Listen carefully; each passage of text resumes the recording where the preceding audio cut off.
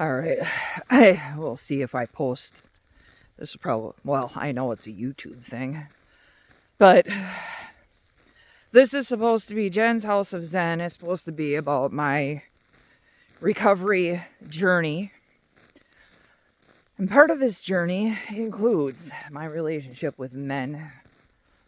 And how much or how little I even want one. And, you know, the physical touch.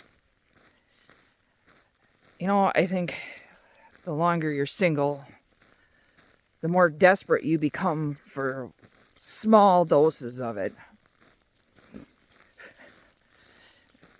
And I think that I, as well as many other people, are guilty of entering into a full-blown relationship just because we really wanted a roll in the hay. And there's all this controversy about whether or not, because you know what, as a single woman especially, my sexual history comes into play with the next guy that comes along, as though I don't have needs.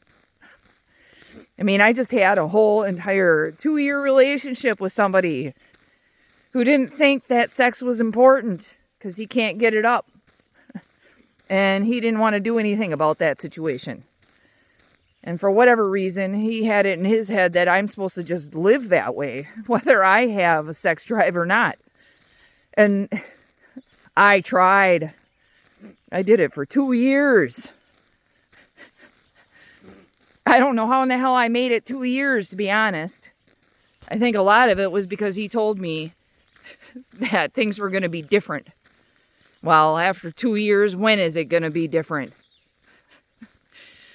When I'm dead? Whatever. And for all that time, I'm supposed to just live without. So, at the end of the relationship, because he couldn't get it any other way, I ended up cheating on him, and I feel like shit about that. Absolute shit. And he can't get that through his head. But what he can't understand is I was having an entire relationship, half of a relationship, people, half. And I thought I was going to be happy that way. And there's a lot of good things in that relationship. He's a good guy. Sorry, I'm watching the dogs. He's a good guy. And he's got a lot of great features. Also some negative ones. But my biggest issue was, and it wasn't even the sex. People, it wasn't the sex. The act itself, really? Yeah, it's good. It ain't that good. Maybe if I was in love, hopelessly and forever, but how many of these relationships have forever at the beginning of them? No. People enter into them for, whatever their reasonings are. And I think for me, a lot of it's for touch. I want to feel touched on my skin. And that makes me, I don't know, it seems to make me the devil. But I have to remember that's only according to one person. So, anyway, the reason why I started this video is because I redid my Tinder profile. And I had an encounter the other night, and you know what? Super laid back, nice guy.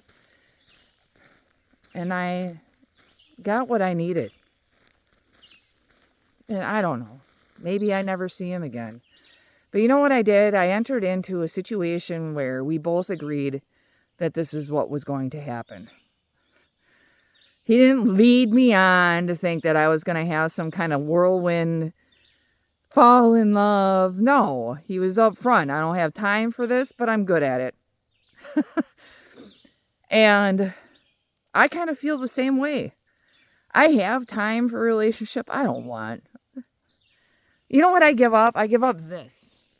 Look at this. Nobody wants to come out and do this. This is what I live for.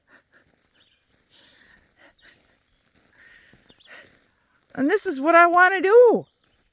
And I don't want to sniff somebody's cigarettes while I'm doing it.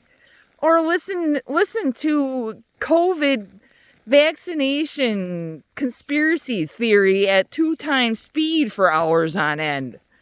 Dude, I'm not getting the COVID vaccine. I'm okay with that, and I don't need hours of conspiracy theory to make me know that I made the right decision.